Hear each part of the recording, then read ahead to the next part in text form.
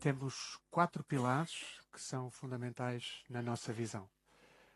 Esses pilares passam por um relacionamento pessoal com Deus, que se reflete naturalmente na família. A família vai refletir em igrejas espiritualmente maduras e essas igrejas espiritualmente maduras vão impactar no mundo.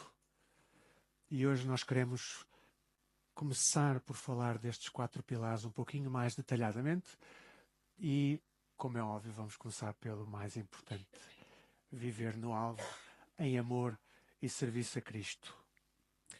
Eu vou-vos fazer um desafio.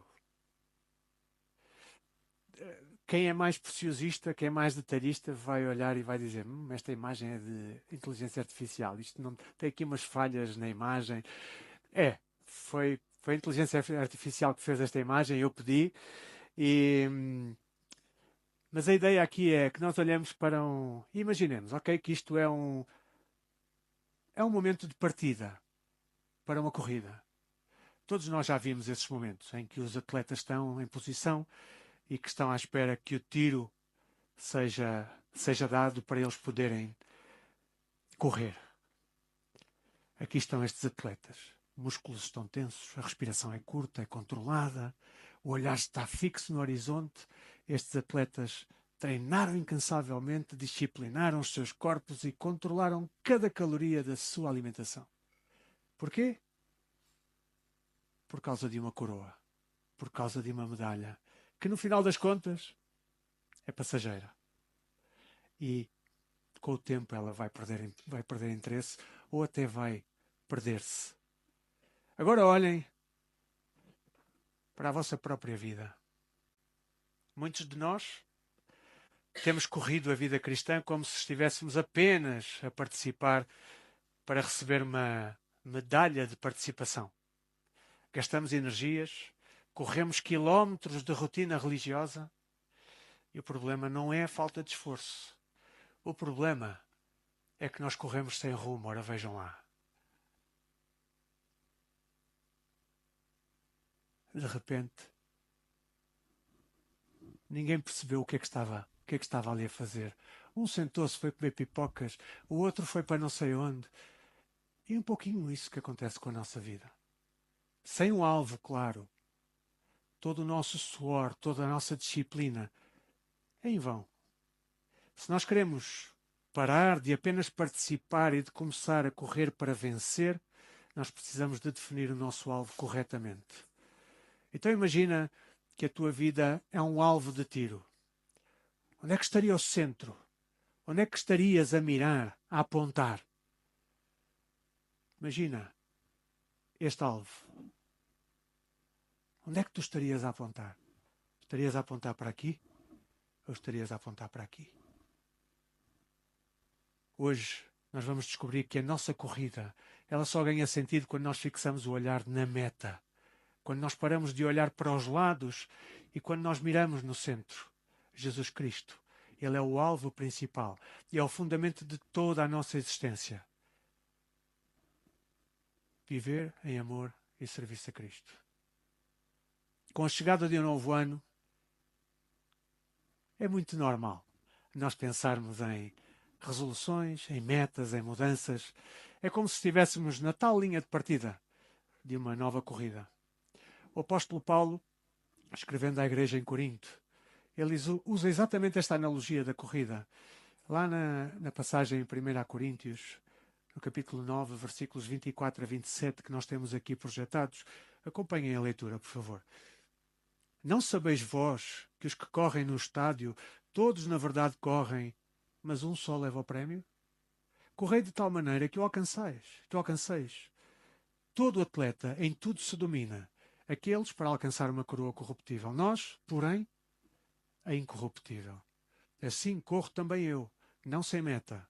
Assim luto, não como desferindo golpes no ar, mas esmurro o meu corpo e o reduzo à escravidão, para que, tendo pregado a outros, não venha eu mesmo a ser desqualificado. Paulo está a dizer-nos algo muito profundo sobre a nossa vida de fé. Muitos de nós corremos a vida de cristã como se estivéssemos apenas a participar. Paulo diz que não estamos aqui por um troféu de participação. Nós precisamos de estar aqui para correr, para vencer. Deus não nos chamou para uma vida de complacência, mas para uma vida com propósito. As nossas ações diárias, elas revelam a nossa verdadeira ambição. As tuas ações, elas revelarão a coroa que tu queres. A maneira como tu vives, a maneira como tu administras o teu tempo, os teus talentos, os teus tesouros, mostra se tu estás a correr pelo prémio passageiro deste mundo ou pelo prémio eterno, que é Cristo. Paulo diz algo perturbador. Ele disciplina o próprio corpo para não ser desqualificado. Isto destrói a ideia moderna de que a fé é sem esforço. A graça, ela não elimina a disciplina. O amor não anula a responsabilidade. Então, aqui levanta-se a questão, uma questão que é fundamental e que guiará a nossa jornada nesta série. Se estamos numa corrida, qual é a meta? Para onde estamos a correr com tanto propósito? Qual é o nosso objetivo? Qual é o nosso alvo? Definir o alvo é importante. E o alvo é Jesus, o centro de tudo. Sem um alvo claro, todo o nosso esforço, toda a nossa disciplina e toda a nossa corrida são em vão. Paulo adverte que sem um alvo nós corremos sem rumo e lutamos como quem esmurra o ar. A nossa energia é gasta, mas nenhum progresso real acontece. Por isso, é estrategicamente vital que nós possamos definir o nosso alvo de forma correta, desde o início. Então, se a nossa vida fosse um alvo de tiro, qual seria o centro? A resposta é clara e inequívoca. Jesus Cristo. Ele é o alvo principal e o centro da vida cristã. Ele é o ponto para o qual toda a nossa vida deve apontar. O nosso objetivo primordial, a nossa ambição mais elevada, ela é resumida em 2 Coríntios, capítulo 5, versículos 9 e 10, que nós já lemos hoje, e que diz que quer estejamos neste corpo, quer o deixemos, o nosso objetivo é agradar ao Senhor. Pois todos nós teremos de comparecer diante do tribunal de Cristo, para que cada um receba o que merecer pelo bem ou pelo mal que tiver feito neste corpo terreno. O nosso alvo é agradar a Deus. Antes de querer o teu serviço, Deus simplesmente quer-te. Ele quer a ti. Ele deseja um relacionamento. Se nós erramos nesta parte, nós erramos em tudo. Nós podemos fazer muitas coisas boas religiosas, mas se nós perdermos a intimidade com a pessoa de Jesus, nós perdemos a essência do cristianismo. É aqui que reside o abismo entre a religião e o relacionamento. A religião, com as suas regras, com os seus regulamentos, na esperança de sermos bons o suficiente para Deus. E um relacionamento íntimo com Ele, simplesmente porque Ele nos ama. A religião diz, faz. O relacionamento diz, vem. A religião foca-se no nosso desempenho para Deus. O relacionamento foca-se na presença de Deus conosco. A religião é o homem com todas as suas regras, com todos os seus regulamentos, na esperança de ser bom o suficiente para Deus. Mas o Evangelho é sobre um relacionamento íntimo com Deus, simplesmente porque Ele nos ama. Esta é a relação vertical com Cristo. E ela é fundamental para tudo mais. Esta relação vertical, ela vai afetar as nossas relações horizontais, todas as que nós podemos imaginar alguma vez que já tivemos ou que venhamos a ter. Se o nosso relacionamento com Cristo ele não estiver seguro em primeiro lugar, e em primeiro lugar, todos os outros relacionamentos, o nosso lar, a nossa igreja, o nosso mundo, todos eles vão sofrer. A forma como tu amas o teu cônjuge, como tu educas os teus filhos, como tu tratas os teus colegas no trabalho, como lidas com os conflitos, tudo é um reflexo direto da saúde da tua relação vertical com Cristo.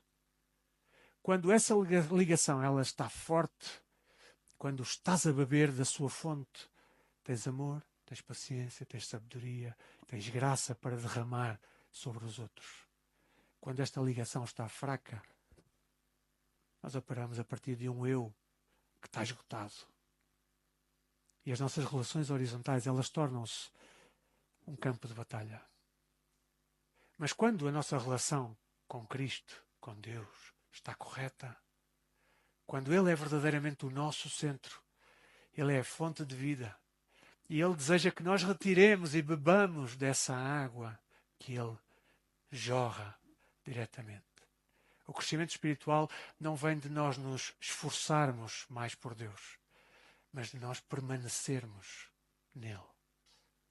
Jesus disse em João 15, nos versículos 4 e 5, permanecei em mim e eu permanecerei em vós. Como não pode o ramo produzir fruto de si mesmo se não permanecer na videira, assim nem vós o podeis fazer. Nem vós o podeis dar, desculpem, se não permanecerdes em mim. Eu sou a videira, vós os ramos. Quem permanece em mim e eu nele, esse dá muito fruto. Porque sem mim, nada podeis fazer. Jesus é a fonte de vida. Não se trata de desempenho, não se trata de performance. Palavras muito do mundo de hoje, não é? Trata-se de comunhão. Quando nós vivemos na sua presença, nós encontramos o que a nossa alma deseja, o que a nossa alma anseia. E às vezes sem sabermos que ansiávamos por isso. Se nós olharmos lá para trás, Moisés, lá em Êxodo, Moisés dizia, ok, Senhor, está bem, eu vou, mas só se tu fores comigo. E Deus garantiu a Moisés, a minha presença irá contigo. E eu te darei descanso. O salmista, o rei Davi, lá no Salmo 16, no versículo 11, ele declara, na tua presença há plenitude de alegria. Paz, descanso, alegria, propósito. Tudo o que procuramos, tudo aquilo que nós procuramos, está na sua presença. Bom, agora que nós sabemos que Cristo é o alvo, a próxima questão lógica é como? Como é que nós o tornamos no centro prático e diário das nossas vidas? Permanecendo em Cristo. Através de quê? De disciplinas espirituais. Permanecer em Cristo não é um sentimento passivo ou uma experiência mística que acontece simplesmente por acaso. É uma escolha. É uma escolha ativa, é uma decisão, é um ato de disciplina diária que se cultiva intencionalmente. Se o relacionamento com Cristo é o centro do alvo, então quais são as miras da nossa arma espiritual que nos permitem ajustar o foco diariamente para estarmos sempre a acertar no alvo? Para nos ajudar a acertar neste alvo central, a palavra de Deus, ela aponta-nos para disciplinas espirituais que são essenciais. Não são uma lista de tarefas para que nos possamos sentir mais espirituais. Elas são ritmos. Elas são ritmos de um relacionamento saudável. Vamos focar-nos em três. Três que são absolutamente fundamentais. Três que nos permitem, como comunhão íntima, que nos permitem alimento e que nos permitem estilo de vida. E começando por aquela que nos permite a comunhão íntima, a oração. Permite fazer-te uma pergunta, ela é pessoal. Não respondam em alta voz. A vossa resposta está no vosso coração. Como está a tua vida de oração? A oração é talvez a disciplina mais difícil de nós cultivarmos na cultura ocidental em que vivemos. É uma cultura que é cheia de ruídos, cheia de distrações, mas ela é a nossa linha de comunicação direta nesta relação vertical com o Criador. E quando Jesus estava a ensinar, lá em Mateus, Sermão da Montanha, e ele chega e ensina sobre a oração, ele ensina-nos contrastando a prática genuína com a hipocrisia da época. E podemos dizer, a prática genuína com a hipocrisia de hoje, porque os tempos mudam, mas as ações pecaminosas continuam iguais. Ele adverte contra a oração que é feita para ser vista pelos outros e ele instrui em contraste com isso. Ele diz, tu, porém, quando orares, entra no teu aposento e, fechando a tua porta, ora a teu pai que está em secreto. E teu pai, que vê em secreto, te recompensará publicamente. Oração é uma expectativa, não é uma opção. Faço ou não faço. Jesus diz, quando orares. Jesus não diz, se eventualmente decidires orar. Não, Jesus diz, quando orares. É como se fosse o nosso oxigênio que nós precisamos para viver. Fechar a porta, fechar a porta. Fechar a porta é um ato de disciplina. Na prática, isto significa o quê nos nossos dias? Significa desligarmos o telemóvel? Significa afastarmos-nos das distrações? Significa até mesmo, em alguns momentos, afastarmos-nos da família. Não se escandaliza? Porque aqui há uma promessa. Porque afastando da família para este propósito, a nossa família vai receber uma melhor versão de nós quando nós aprendermos a fechar a porta para ouvirmos aquilo que Deus tem para falar connosco. Então Jesus oferece-nos aqui um modelo, a oração do Pai Nosso. Ela não é uma fórmula, não é uma fórmula para ser repetida como uma reza, como algo que é mecânico e algo que é irrefletido. Não, ela é um modelo, é uma maneira de nós orarmos. É um guião, como se fosse um GPS da nossa oração, para estruturar a nossa comunhão com Deus. E há 4 pontos essenciais ao longo desta oração. E nós podemos vê-los. Nesta oração do Pai Nosso, ela começa com adoração. Ela começa dizendo, Pai Nosso que estás nos céus, santificado seja o teu nome. Nós começamos por adorar quem Ele é. E depois passamos à submissão. Rendemos-nos. Venha o teu reino, seja feita a tua vontade, assim na terra como no céu. Eu submeto a minha vontade à sua, para que o reino de Deus se manifeste em mim, no meu casamento, nos meus filhos, nas minhas decisões. E depois, provisão. O pão nosso de cada dia nos dá hoje. Recolhemos e recebemos assim, reconhecemos, perdão, assim, a nossa total dependência dele para tudo. E confissão. Perdoa-nos as nossas dívidas, assim como nós perdoamos aos nossos devedores. Ou seja, buscamos o perdão de Deus para aquilo que são as nossas faltas, na medida em que nós entendemos e que nós estendemos o nosso perdão aos outros.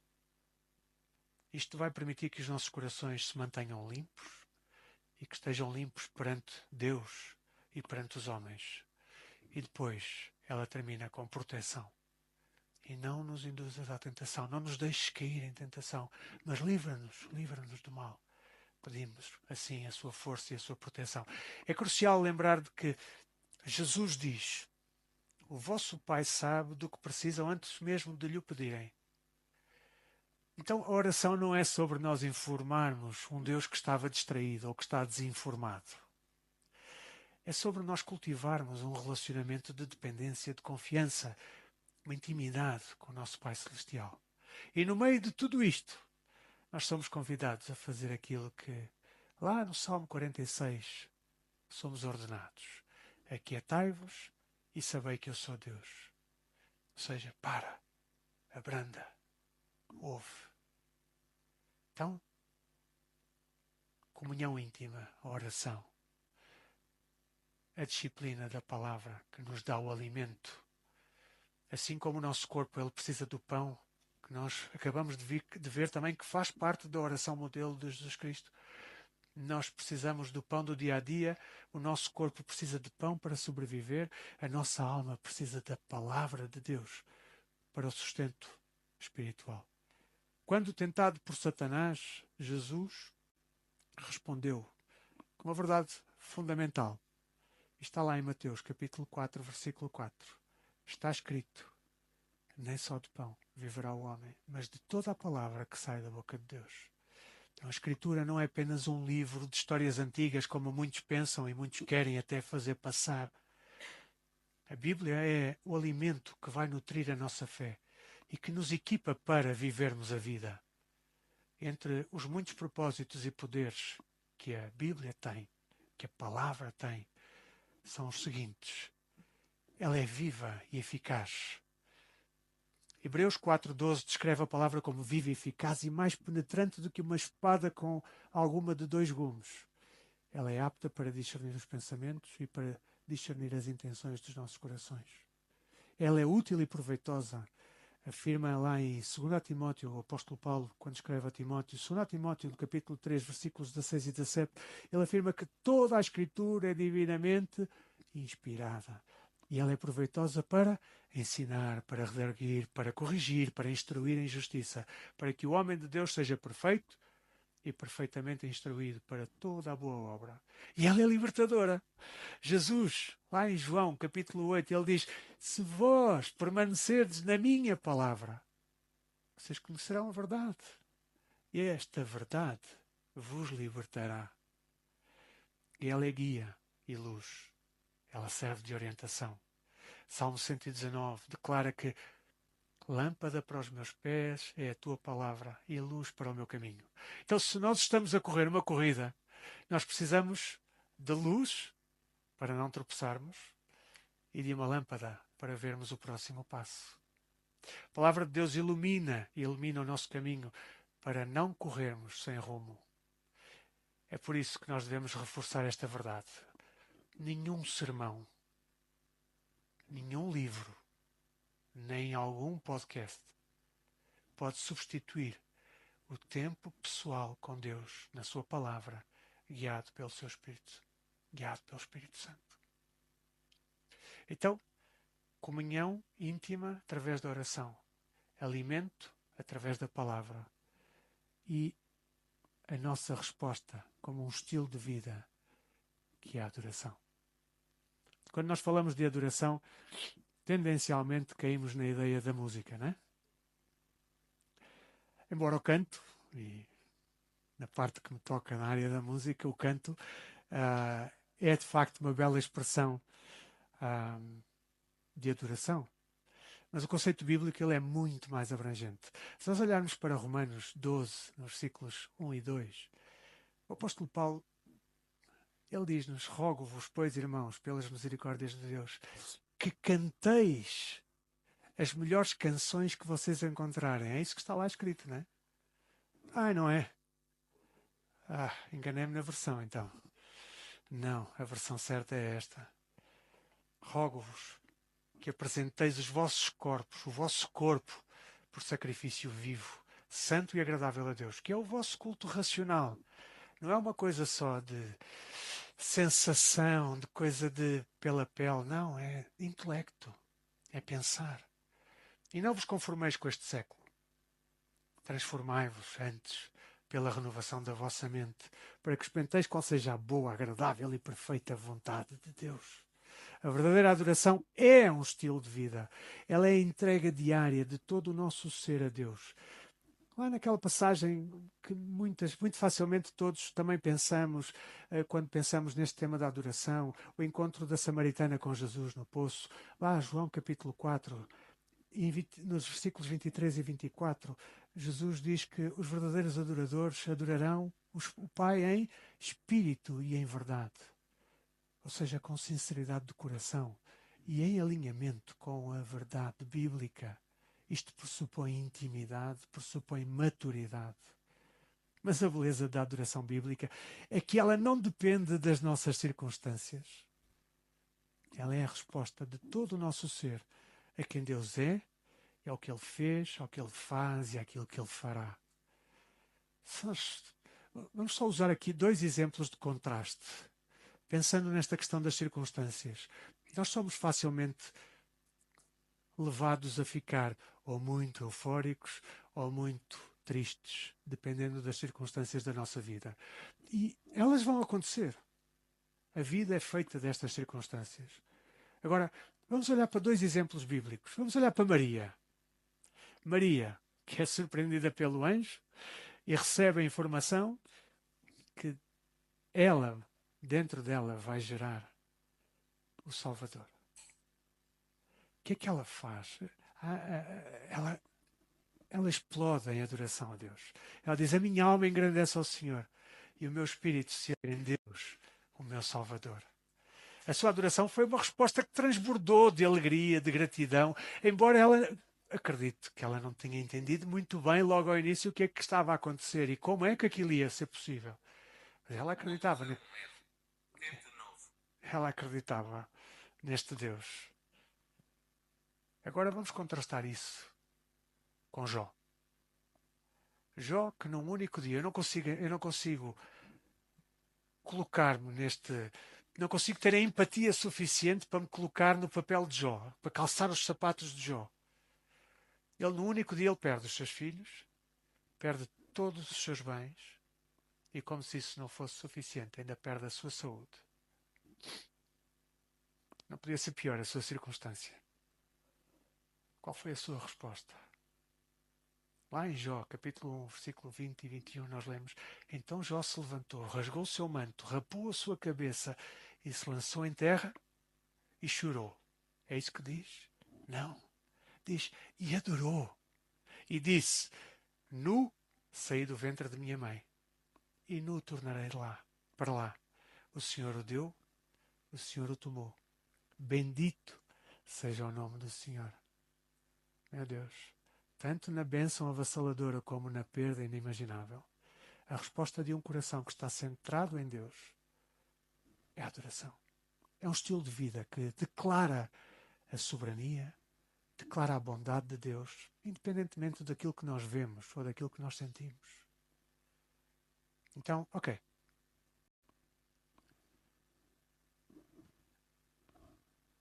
Já vimos aqui 3 disciplinas.